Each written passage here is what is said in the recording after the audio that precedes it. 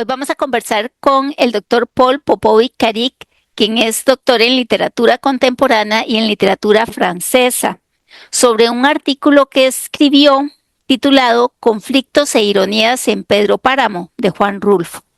Muchas gracias, don Paul, por acompañarnos este ratito. Gracias a usted por invitarme.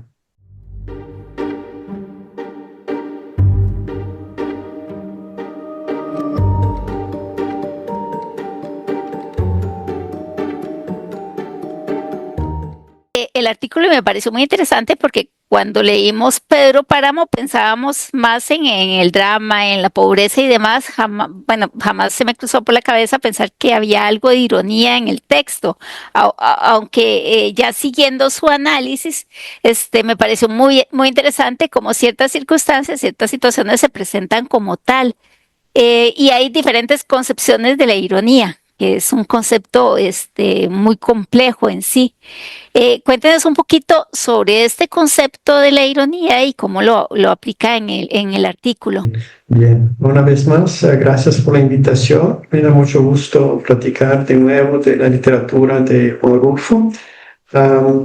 Empecé a estudiar la ironía en los años 90, cuando me preparaba a escribir mi tesis doctoral. Y desde aquel entonces estaba leyendo y releyendo distintas obras de la ironía y encontrándola en las obras literarias, al igual que en mi vida personal y en la vida en general, la política, la economía, etc. También el concepto en sí mismo nace en los diálogos de Platón, quien hablaba de su maestro Sócrates. En su vida y en sus enseñanzas, Sócrates habló del conflicto entre el eirón y el alazón. El eirón es la persona sabia, inteligente, que sabe lo que está haciendo, y el alazón es una persona ingenua y que a menudo sucumbe a estos ataques del eirón.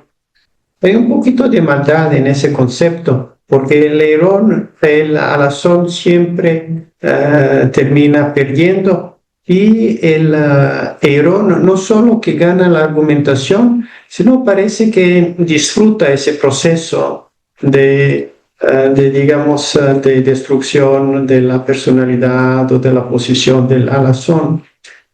Eso fue parte de su filosofía, teoría sobre la ironía, y que también aplicaba Sócrates en sus discusiones con el pueblo ateniense de aquella época. Bien. Más adelante, Quintiliano introduce el concepto de la incoherencia. Esta incoherencia sí existía en el trabajo de Sócrates, pero no fue presentada de manera explícita. ¿Okay? Bergson, mucho más tarde, en el siglo XX, añade el aspecto cómico, ¿okay?, que combina con lo irónico. Y basándome en esas teorías, en la primera parte de mi artículo, primer tercio del artículo, hablo precisamente del conflicto, en la que tenemos algunas contradicciones e incoherencias de Quintiliano, Bergson y Aristóteles. Por ejemplo, el conflicto inicia con Dolores Preciado. Dolores es el deseo de venganza. Sin embargo, Dolores es una persona sumisa, tranquila, que no hace nada, que en un momento dado su mayor manifestación de rechazo fue recoger a su hijo y abandonar sus tierras, dejándolas a Pedro Páramo. Entonces tenemos aquí un concepto de el inicio de una ironía basada en la sumisión, ¿okay?, la sumisión y la tranquilidad. Ahora, cuando se encuentra en su lecho de muerte, una vez más, una mujer desposeída de sus bienes, débil, enferma, hace un acto de resistencia, le habla a su hijo y le pide que él busque la venganza. Now, ahora eso es un poquito interesante, porque la venganza surge de la impotencia de la madre. ¿Okay? Aquí tenemos ese contraste del que hablaban Quintiliano y Sócrates. ¿Okay? Y para darle un poco más de continuidad, Juan Preciado, su hijo, lo piensa bien y piensa que las ideas de su madre son incoherentes y le dice que sí, iba a buscar esta venganza, pero al final de cuentas se dice al mismo, no voy a hacerlo. Y tengo la cita de ese comentario. Dice, así lo haré, madre, pero no pensé cumplir con mi promesa. Bueno, parece que el hijo heredó de cierta manera la contradicción que vimos en la vida de la madre. Toda la vida la sumisión, en el último momento se revela. El hijo hace lo contrario. Primero dice, no, yo no voy a hacerlo, pero dedica el resto de su vida a buscar esa venganza. Va a buscar a Pedro Páramo, al que no encuentra, pero sí hay un contacto aleatorio con Abundio. Y como si pasáramos de un personaje a otro, se transfiere esa idea de venganza y Abundio sí logrará llevar esa venganza a Pedro Páramo. Bueno, eso es la idea principal, creo yo, del primer tercio de mi artículo. Es interesante porque de una forma torpe es como cumple esa venganza. Parecerá que no tenía ninguna intención de hacerlo, simplemente pasó. Y por ahí va un poco la ironía. Luego sigue hablando del caso del cura, el padre Rentería, y su relación con su inconsistencia como sacerdote o como seguidor de su propia fe. Definitivamente el padre Rentería, en la primera etapa lo vemos una vez más retomando ese concepto de la incongruencia, ironía de Sócrates. Está en sus hábitos, pero rechaza la comunión, más bien no es la comunión, sino la confesión de unas mujeres que la necesitan. Bien, ahí también vemos un concepto de distanciamiento. El distanciamiento en la teoría sobre la ironía proviene, permítanme un momentito, la distancia de Mueque y de Quintiliano. Primero de Quintiliano y luego de Mueque. Muestra un tipo de distancia respecto a estas mujeres. Y gracias a esta distancia, creo yo, se adquiere una sensación de comicidad. Porque si las mujeres, él lo hubiera tomado de manera seria, lo veríamos como un acto de herejía, una falta de compromiso con la sociedad, etcétera, etcétera.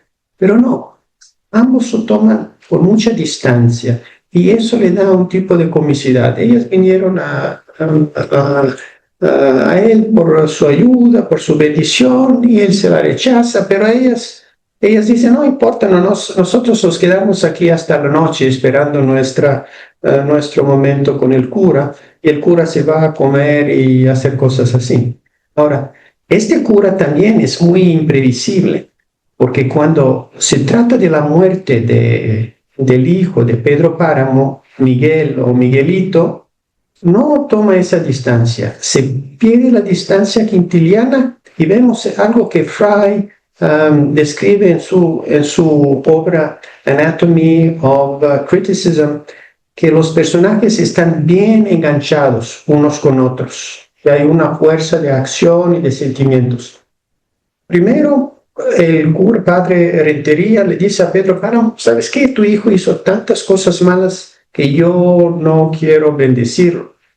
Pero bajo la presión de Pedro Páramo y el dinero que Pedro Páramo le ofrece, bueno, el padre Rentería dice, bien, lo haré. Pero tan pronto como Pedro Páramo se va, él le dice, se dirige a Dios directamente y le dice, por mí, condénalo, Padre. Una vez más tenemos una serie de contradicciones, pero esta vez hay un gran nivel, una gran tensión emotiva entre el padre Rentería, Pedro Páramo y Dios. Menciona por ahí, creo, no sé si directamente relacionado con esto, que en la ironía se da una interrupción de la comunicación, eso de que enfatiza y esconde, afirma y disimula. Yo creo que es un poco ese juego que se da entre ambos. Primero no lo voy a bendecir, luego sí dele la bendición, tome dinero, Sí, y el otro apenas se va y dice, sí, pero condénalo. Sí, o sea, si se va al cielo es culpa sí, de Dios, no culpa mía. Yo recomiendo así que no. es, Entonces, exactamente. ese juego me pareció Exactamente. muy interesante. Y el otro tema, que bueno, ya desplazándonos un poco de la novela, esa situación que se da de distanciamiento entre, entre quien hace la ironía y la víctima, esa distancia, porque el que está ironizando se ubica en una posición de poder muy por encima del otro. No se puede ironizar con una persona que se sienta cercana, que se vea como un igual. Sí, tiene razón, porque ahí existe el dolor, si estamos cercanos a una persona, o el miedo. También podemos pensar que estas mujeres tenían miedo del Pedro Rentería y por tanto no lo tomaron seriamente. Digo, no hay problemas, nosotros esperamos la noche cuando tú estés libre, padre, etcétera, ¿no? Tal vez esa cercanía ahí cambia la actitud de las mujeres. Bueno, y para terminar, el otro concepto que me parecía muy interesante, no recuerdo cuál era el autor que lo planteaba, el de el horror vacui, la ironía marcada por la opacidad y la incoherencia de los hechos.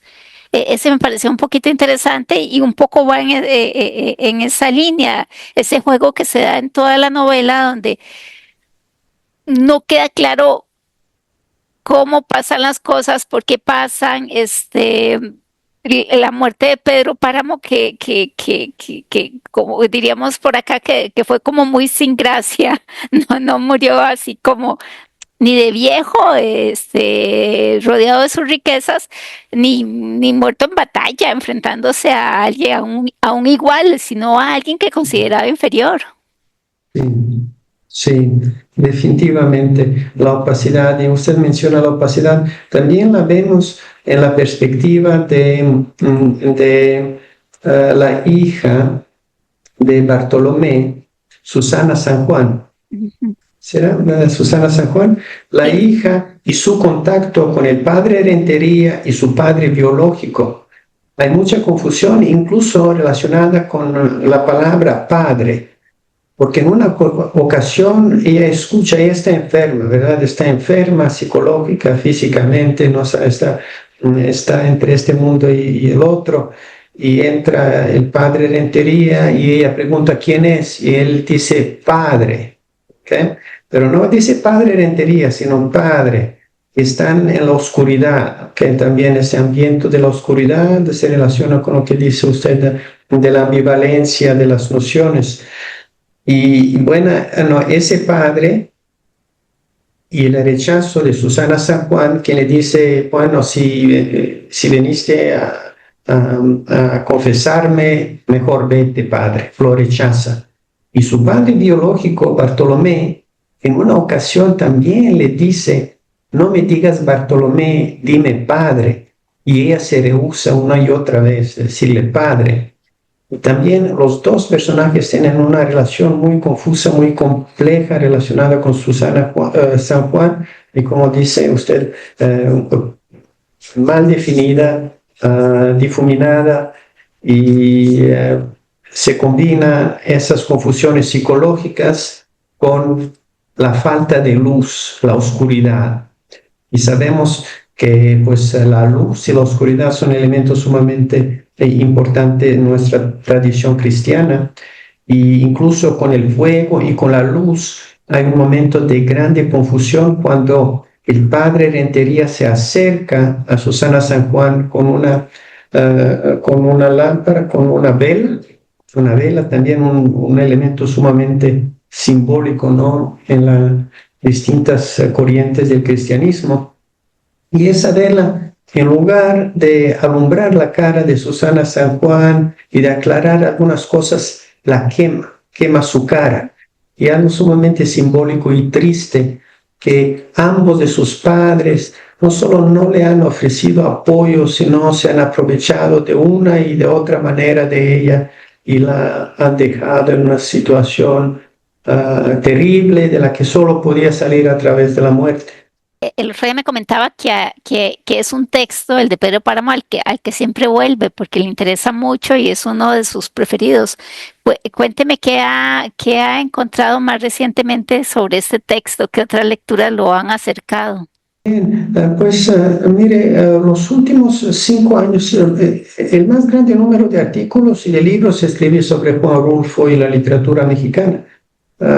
Últimamente he trabajado un poco en la obra de Gabriel García Márquez, otro latinoamericano y un español, dos españoles, pero me gustó mucho la obra de Gabriel García Márquez porque su lenguaje es muy familiar, similar al de Juan Rulfo, y algunas ideas se repiten, algunos megaconceptos como la pobreza, el poder, la imposición, la injusticia. Todos esos elementos se repiten y en un lenguaje muy metafórico. Ambos utilizan el lenguaje de manera muy metafórica y acercándose al lenguaje popular, muy diferente de algunos autores europeos, incluso algunos escritores argentinos como Borges y Julio Cortázar, que utilizan un lenguaje mucho más académico, los conceptos mucho más europeos, etcétera, etcétera. Bueno, agradecerle, don Paul, por este ratito en el que estuvimos conversando sobre esta maravillosa novela y por acercarnos de esta forma al texto que no lo habíamos considerado cuando nos reunimos para comentarlo. Y darle un espacio para que se despide de los seguidores del club y nos recomiende algunas lecturas o algunos hábitos que nos pueden ayudar a mejorar nuestro acercamiento a la literatura. Una vez más, muchas gracias. Como se lo dije hace un poco antes de nuestra entrevista, gracias por haberme recordado los días de docencia cuando preparaba mi clase, y en esta ocasión tuve que revisar mi propio artículo para no quedar mal con usted y que usted me repruebe en el examen final. Y recomendarles, pues en este momento estaba leyendo a David Copperfield de Charles Dickens, y también revisando por enésima vez la obra de Gabriel García Márquez, y diría solamente obras cortas de Gabriel García Márquez, porque 100 años de soledad, incluso hablando con Gabriel García Márquez en una ocasión, él mismo dijo que no era buena, que la hizo porque lo obligaron. Para conseguir el premio Nobel necesitaba escribir un ladrillo de 1000 páginas. Pero, por ejemplo, El coronel no tiene quien le escriba, y Del amor y otros demonios son mis novelas favoritas de Gabriel García Márquez. Y también he escrito muchos cuentos que me encanta compartir con las personas abiertas a la crítica social, y si en alguna ocasión leen alguno de mis cuentos y quieren escribirme una línea o dos, me dará muchísimo gusto leerlas. Vamos a poner en los comentarios del video donde pueden hallar sus cuentos para que los busquen y comenten también. Gracias, Rebeca. Muchas gracias. Bueno, muchas gracias a quienes nos siguen en el canal. Recuerden marcar la campanita para que les llegue un mensaje o un aviso cada vez que subimos un video. Que la pasen bien. Hasta luego.